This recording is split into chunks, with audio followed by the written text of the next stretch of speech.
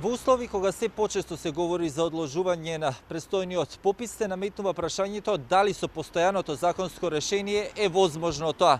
Од Државниот завод за статистика велат дека е можно пролонгирање на рокот, но само со измени во постојаното законско решение или пак нов закон кој што повторно ќе треба да биде под лупата на пратениците. Дека пописот не е само статистичка операција, туку и основ за креирање на економски политики, посочи вице-премиерот за економски прашања Фатмир Бетики, кој додава дека резултатот од пописот ги интересира и инвеститорите во земјава.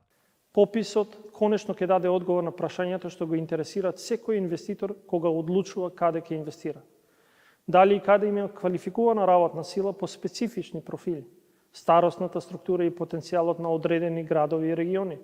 Во меѓувреме пак и денеска партиите, иако не спомнуваат конкретни датуми, со своји ставови од СДСМ велат дека пописот е неопходен и како статистичка операција, но и како насока за сите економски и образовни процеси, но и заштита на правата на граѓаните.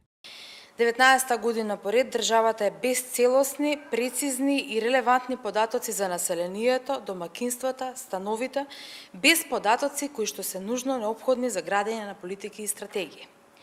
Време е тоа да го исправиме.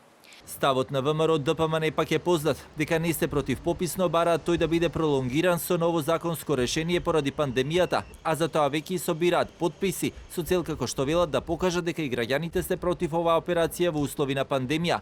Опозицијската партија за таа намена ќе треба да собере најмалку 10.000 подписи и да ги достави до собранието, иако и преку својата пратеничка група можат да делуваат во законодавниот дом за престанување на важноста на веќе донесениот закон. И додека партиите се уште полемизираат околу тоа дали треба да се направи пролонгирање на рокот за спроведување на пописот, од Државниот завод за статистика пак велат дека оваа операција за сега ја водат според постоечкото законско решение.